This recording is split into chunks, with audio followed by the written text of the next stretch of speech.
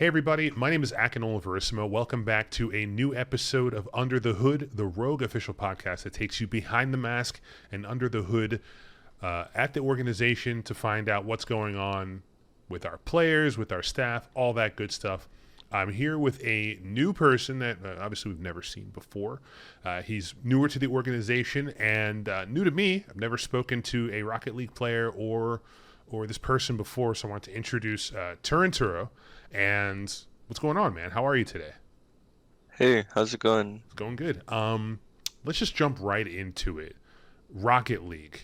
It's probably one of the most different esports out there compared to what's hip and what's trending. But at its very core, it's one of the most accessible esports to watch in terms of a viewer perspective. So I kind of want to delve into how you got started with Rocket League and what drew you to it, and your history in esports in general. So let's start with the beginning. How did you get involved with Rocket League? What drew you towards it? Um, Really, I just saw a lot of YouTube videos about it and it looked like a really fun game, so I bought it and started grinding it. Like from the start, I was addicted pretty much. What do you think separates Rocket League from other esports? I tried giving Rocket League a try, and I see pros like you and First Killer. They'll just make the ball do what they want. It's like the cars have legs. Mhm. And one of the most frustrating parts about Rocket League for me was that obviously being good at any esport takes time, but it just never snapped for me. So, when you said you grinded, how long did it take until you realized, hey, I have a good grasp on this game. I could do some pretty sick things. It took like about 3 years before I ever got good pretty much at the game, and yeah, I think a lot of why Rocket League is so difficult to get good at is because it's completely mechanics and physics based. Like, it's basically all pure mechanics, and there's no real, like, in-game system to help you get good, really. So you basically have to fail until you get better, is what you're saying. hmm Yeah, exactly. Hmm. Do you feel like Psyonix could do a better job at teaching the player advanced tricks like lobs and bank shots and stuff like that? Mhm. Because some of the stuff I just see is like, how do they do this? Like, how do you even train to do something like this? Yeah, I think they probably could, but I don't really think they need to because like having fun with Rocket League, you don't need to be good at the game to just enjoy yourself and play with friends or like that. Okay, I respect it. So, consider yourself a pro. What would you say is the biggest divide versus someone like me who's never played and I go up against somebody like you? Like, where can you see the different skill levels? Like, what are some mistakes that some bronze level players might do compared to, the top rank that you play at? Um,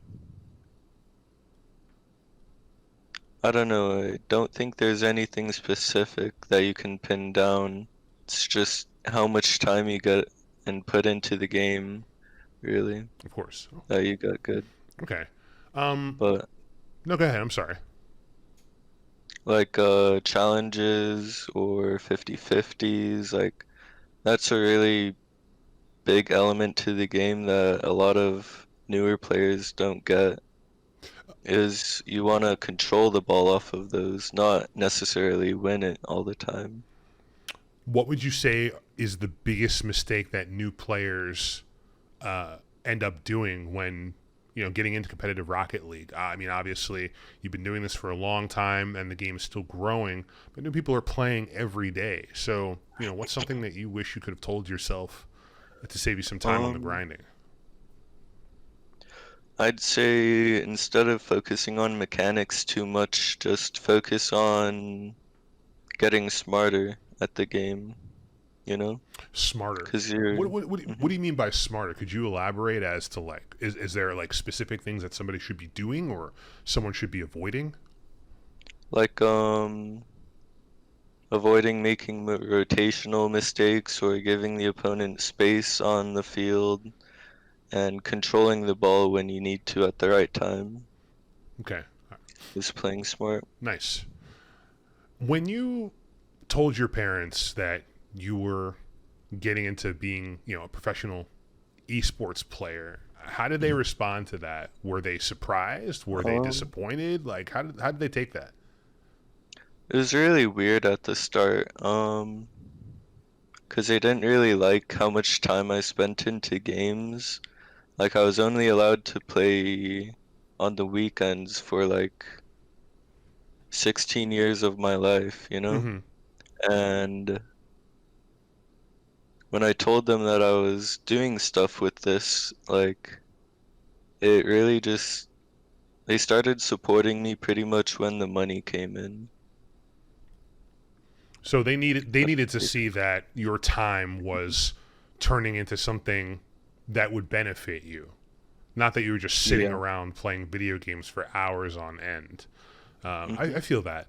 I'm obviously not a professional video game player, but we obviously both spent a lot of time playing video games growing up, and convincing that generation above us, our parents or grandparents or whatever, that you know this video game thing, this esports thing, is here to stay and it's not going anywhere. It can be very hard to convince people, especially coming from a black family, a family of color. They just don't understand, and even sometimes when they see money or opportunity, it can still be hard to understand. So, how do they feel about it now compared to when you introduced the idea to them? They're really, really supportive. You know, my dad and mom and even my uncles and aunts all watch my games now. And since that point, they've been nothing but supportive of me. And it's great, really. That's awesome. Yeah, and I'm sure that they get a kick out of it because it's really, really easy to follow. Like, they can see what your Hmm. car looks like. They know when you score or have a big play or a big stop. So, Rocket League is just it doesn't get enough credit for how simple it is to follow, because I think it was the first. It feels like the first mainstream esport to kind of gamify soccer. There's obviously FIFA, but FIFA is nowhere near as popular as Rocket League is when it comes to selling out arenas, big championships, and stuff like that. Do you see yourself? You want to get on that big stage someday, hopefully compete for the RLCS Cup in front of thousands of people. When you saw Rocket League esports becoming more and more mainstream, showing up at arenas, having people come and watch the game, how did that make you feel about the future of Rocket League as a whole? Um, it feels really good, I think. Like the esports scene is growing a lot right now, and I just can't wait to get out to LAN pretty much. Absolutely. How has the coronavirus affected, you know, your gaming life, your personal life? I mean, obviously, it'd be great to get with your other teammates and play Rocket League, only a few feet from each other. But how have you been dealing with, stay-at-home orders and stuff of that nature? Um, you know, it kind of sucks, but I'm a gamer and I spend most of my time indoors playing Mm-hmm. anyways. But pretty much the biggest thing that I'm disappointed is that there's no LANs this summer. And if it wasn't for quarantine, then I probably could have gotten to see my first LAN at the start of the summer. Right. Yeah, well, that's unfortunate, but I mean, hopefully everybody follows the orders and we get everything back on track so that you can travel again and really truly start your career, because you seem pretty young. Every time I talk to you or anybody else, I'm amazed at the talent that is exhibited at such a young age. Because how old are you? I'm You're 17. 17. So when I was 17, I'm old in the you I'm old in the Rocket League really, scene. that's old. It's weird. Yeah. So what age are people getting into the scene now? 15. Like there's a new player, his name is Beast Mode, and he literally turned like 15 a few days ago, and he's already on a pro team. Yeah, that's something It's I crazy. can't wrap my head around that. When I was 17, I was playing Smash Brothers like in high school, and there was barely a competitive aspect to it. Sure, games like StarCraft and Quake might have existed, but esports was still in baby mode. And I play League of Legends now, and I see these kids that are like 10, 15 years younger than me, and they're in higher tiers than I'll ever be. And just, man, you know what? Maybe I just suck, and I've accepted that, and that's okay. So we'll leave the professional gameplay to people like you.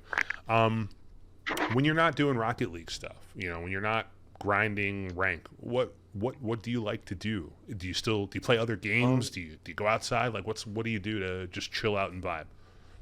I do a lot of reading. Okay, what are you I've reading? always liked reading. Like, do you know The Wheel of Time? I can't say I've heard of it. I read it last year and it was really good, and I've started rereading that again Nice, right now. And other than that, just chilling, watching YouTube, of course. sometimes going out like on a walk, but I don't know. All right, I respect it. Um, I had another question about um, you know, navigating the scene. Okay, Rocket League, like I said, is growing, and it doesn't really seem to have any signs of stopping.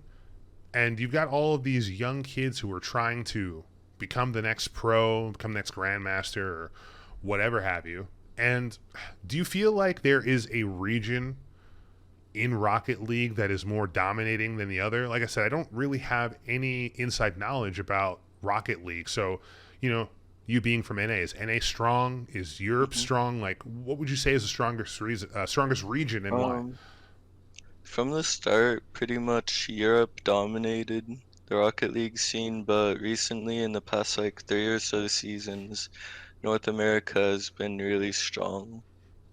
And right now, I think we're the best in the world right now, this region. Really? Okay. So, if hmm you were to have like some sort of land versus Europe, you think it would be a different scene than before? It would be strong NA representation. Yeah, totally. Interesting. Okay, is that like because of different play styles or player talent? Maybe there's more aspiring talent in NA. I know for League of Legends, mid laners were like the best mid laners in the world outside of Korea were in Europe. That's why we have a lot of Europeans on our teams and stuff like that. But still, as a whole, North America is weak compared to Europe and other regions. Um, do you find it majority like Americans play on NA teams and then Europeans play on EU teams, or is there any mixing or melding of the two? Uh, there isn't much mixing. I think the only player who's like come from EU and stayed in NA is Turbo Pulsar. Okay. There was another region transfer like Drip A to EG. I don't remember what year it was, but that one didn't work out that well and he moved back. Well, But there isn't really much mixing like that. okay. When when you see how Rocket League has grown, I'm sure that as a top level player, something in you must be like, man, this mechanic shouldn't exist, or the game would be better if X, Y, or Z got added. Have you ever thought to yourself, man, if I was at Psyonix for a couple days and gave them feedback on ways to make Rocket League better, what would you do to change the game to make it either more enjoyable for yourself or more enjoyable for the viewer? More competitive integrity, things like that. Have you ever thought about anything like that? And if you did, what would you change? I think the biggest problem that a lot of players have with the game right now is demos. Demos. What is And that? it's when a player like has his car and he drives into another car Oh, they and explode. destroys I it. see. Yeah, hmm that happened to me a lot when I started playing. So I think it's one of the Yeah. big reasons why I stopped. Mhm. But I wouldn't want to remove that. The only problem that can really be fixed is server connectivity, because like you could drive past, well, you could have your car driven past and then suddenly die out of nowhere because of lag like that. I see. So you're saying And this is server integrity. You want to make sure that Mhm. wherever players are playing, it's on a location that benefits both people. I can see that. When I was playing League of Legends a couple years ago, they had East Coast and West Coast servers. So um, if you weren't playing in close proximity, I mean, you could have like 100 milliseconds of lag, which I don't even know what that feels like anymore. Now they have central servers in the middle of the country, and my ping went all the way down to like 20 or 30, and it's a world of difference. Um, how is the server structure set up for Rocket League? I mean, are you experiencing high ping? uh, it's it's split between East and West Coast, and I live in Texas, which is pretty much in the center, so I get good ping on both servers. But like still a lot of times that happens, and it gets pretty laggy, especially with some East servers. I see. Um, playing competitively, obviously, LAN. Not you can't play in LAN. You can only play on the internet remotely. Are there any times in which, oh man, crossplay being enabled? Do you ever find yourself on a team with similar ranked people? I don't know. Do you play on console or PC? I play PC. Yeah. Okay. Do you ever find times when you're playing with a console player, and does that negatively affect your game, or should everybody Mm. just be on the same platform?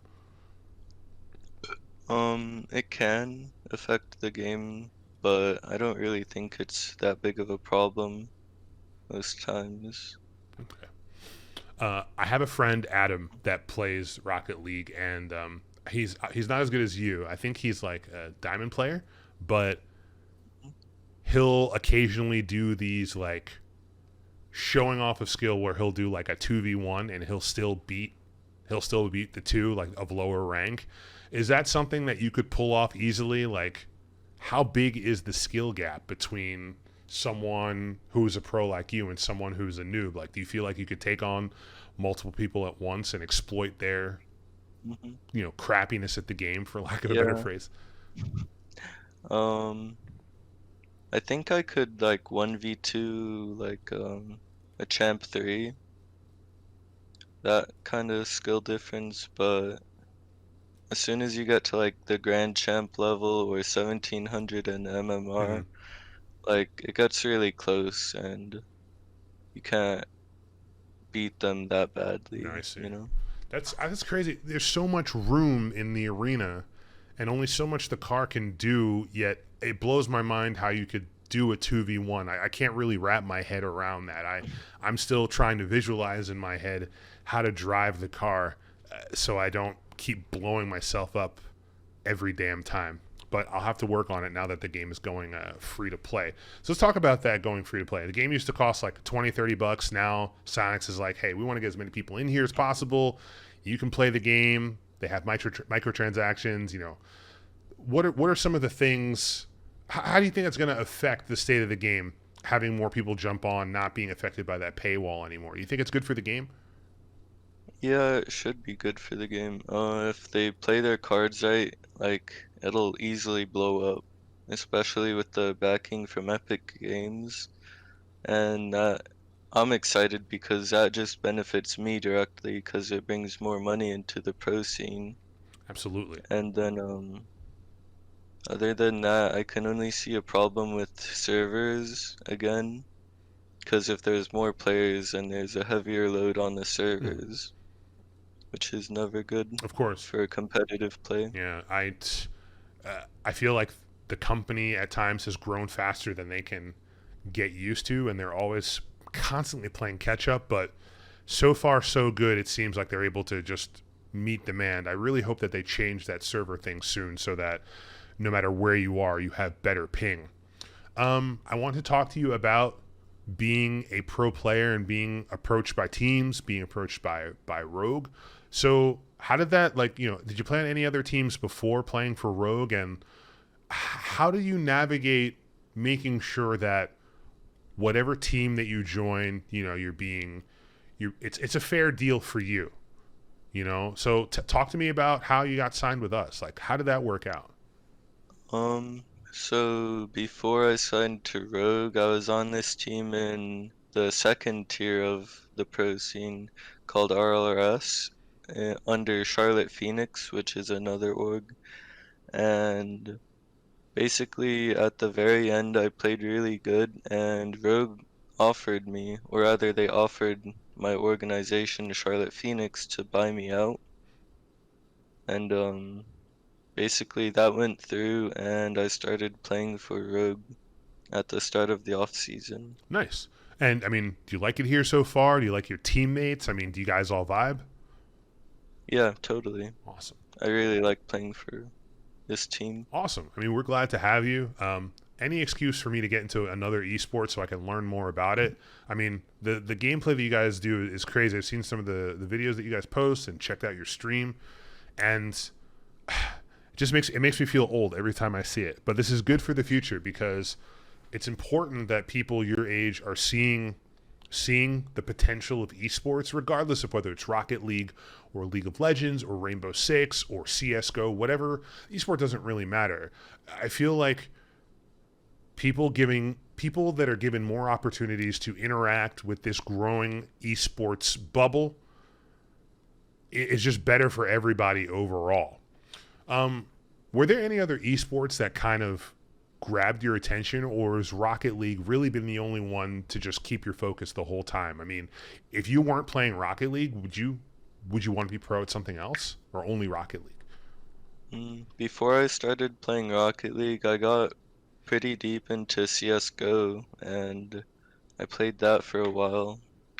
And I think that if I didn't start playing Rocket League, then I would probably be trying to go pro in CSGO or Valorant since it just came out. Oh shit! Well, there you go. I mean, like I said, another two esports that are massive in popularity. I mean, obviously Valorant is not as big as CS:GO, but every weekend some sort of invitational tournament seems to be happening. I feel like in another year or two, Valorant is going to be one of those esports that's at the top, like CS:GO. Um, Yeah. do you ever get bored, or do you feel like you play too much Rocket League, or it's just you love it so much that you don't feel that emotion? For the past half year, I've been getting kind of burned out after playing constantly for a long time, Mhm. and but recently I've been back on the grind and I've gotten my hours up quite a bit, Good.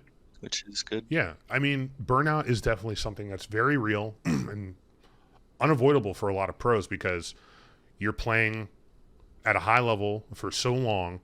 You're playing at these events, and then even when you're not playing, you're practicing. And even when you were just kind of relaxing, you might still find yourself playing again. And I think that was a big reason about why I asked, what do you do in your off time? Because it sucks to be on all the time. Sometimes you just want to play the game to not even get better. You just want to chill. So, when you're feeling burnt out, how do you make sure you're not killing yourself over Rocket League? Like, what do you do to like Um, chill? I play a lot of other games. Like a few months ago I was playing a lot of Hmm. Valorant or Call of Duty Modern Warfare or CS:GO, Nice, but I don't know, I do that a lot to help cope with the grind pretty much. nice. That's what's up. And you're streaming too. Like it seems like you can't disconnect. So I mean, when you're streaming, how is that going? I mean, are people tuning in? Is it a nice side hustle to at least make some dollars while you're just Uh, just practicing? could you restart that? I think I lagged out for a moment It's there. all good. No, I was asking about um, how is Twitch streaming going. I noticed that you stream every now and again in your off time, where you're not scrimming or anything like that. So how's that been working for you as a Twitch streamer? Are you Um, happy with it? Is stream growing? Talk to me about that for a little bit. the stream is doing pretty good recently. I've increased my average viewer count from like 20 to around 70 to 80. Hmm. the past month, and I just do a few streams every week, and it helps make a little bit of side change and just relax in general. Nice. That's what's up, man. It's just, it's talking to you is very interesting because I was, my generation was doing so many different things at your age, and it seems like your esports journey is just beginning. And I'm really happy that you're with the org, and I'm really happy that you're finding success playing Rocket League. And I'm really excited, most of all, for LANs to start happening again so that I want to visit a Rocket League event. I think one was near National Harbor, which is only a couple hours from my house. It's like in the MGM casino, I think. They had an arena, and one of my friends went there, and he said it was an amazing experience.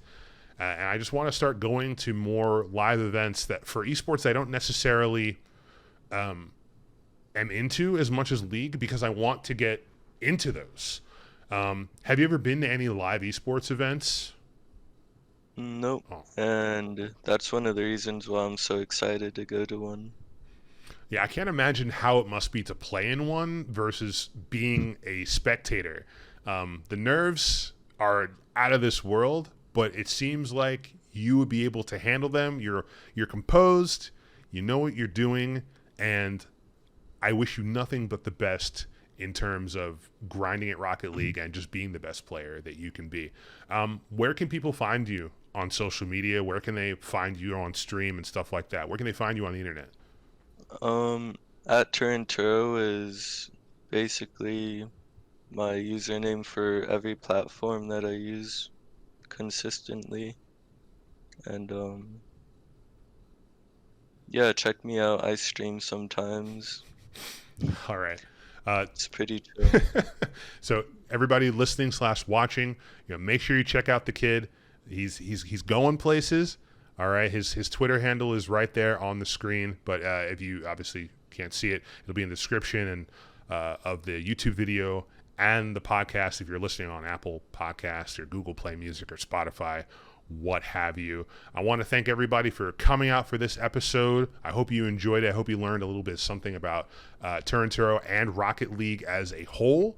We'll be back with another episode very soon. But from everybody here at Rogue, thank you very much. Don't forget to go Rogue, and we will see you next time. Goodbye.